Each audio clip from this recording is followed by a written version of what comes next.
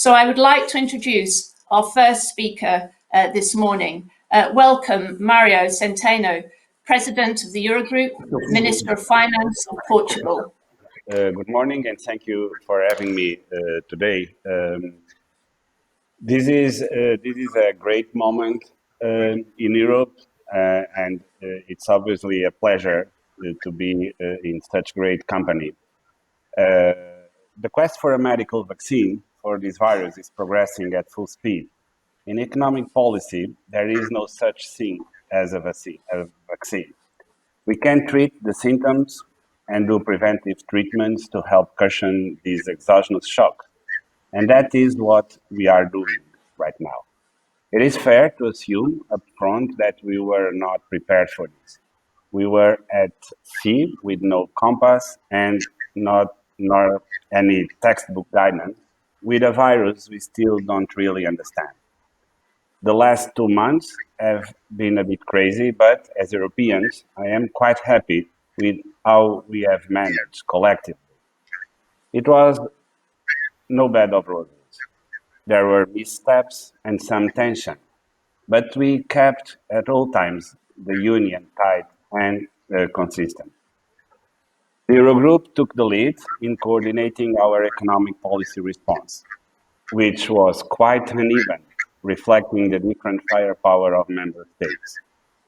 In 10 days only, it agreed to set up a 540 billion safety net to protect workers, businesses, and sovereigns, and level our playing field during the emergency phase. This is more than all the euro area crisis bailouts combined. 10 years ago, it took us nearly 4 years to deliver a consistent crisis response. This time was different. In parallel with the Eurogroup, the ECB and the European Commission were fast to respond within their mandate with unprecedented measures.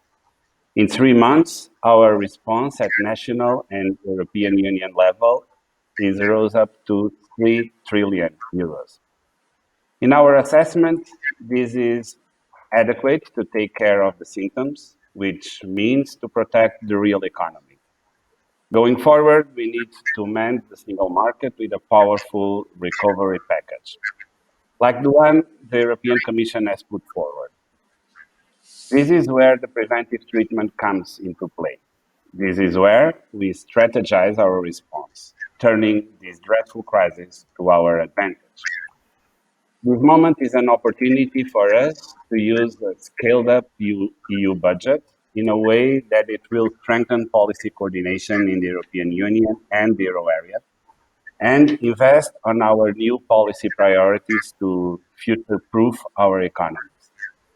I'm thinking of the green and digital transition and the need to support to strategic value chains. This is where we start to implement what we learned from this crisis. We won't return to the old normal. Citizens' social behavior will change. Contingency planning will move up in business models' priority list. Research and health spending will expand. The European Union will need to become less reliant on others for its critical supply chains. European integration is still the best response to our problems. And the good thing is that we really are delivering. Let me say a word on Greece, which is probably the most debated topic in the history of the Eurogroup. Secondly, only to, perhaps flexibility in the Stability and Growth Pact. All our economies are all nosediving towards recession. Greece has been there already in the last decade, a couple of times, unfortunately. I will argue that this time it really is different on many levels, especially for Greece. As I said earlier, there is no moral hazard considerations in COVID-19, no structural weaknesses to blame. Actually, Greece has relatively overperformed in the health crisis response, and I want to congratulate Greece on this. But what I want to highlight is the following. The country that has regained control of its economy 2 years ago and stands tall in the capital markets today, in the face of a deep economic crisis, is not the same country that requested financial assistance nearly a decade ago. Despite all the remaining challenges, Greece entered this health crisis with a stable economy, no macroeconomic imbalances, and with business activity in upswing. The pandemic shock may hold Greece back, but it won't knock it down. European solidarity is on its way and can help Greece return to its path of reform and consolidation. We have fought hard in the last couple of months to set up safety nets to shield the most affected nations and vulnerable sectors to protect the single market. There will be many funds available also in Greece. We have to make these funds count through productive investments.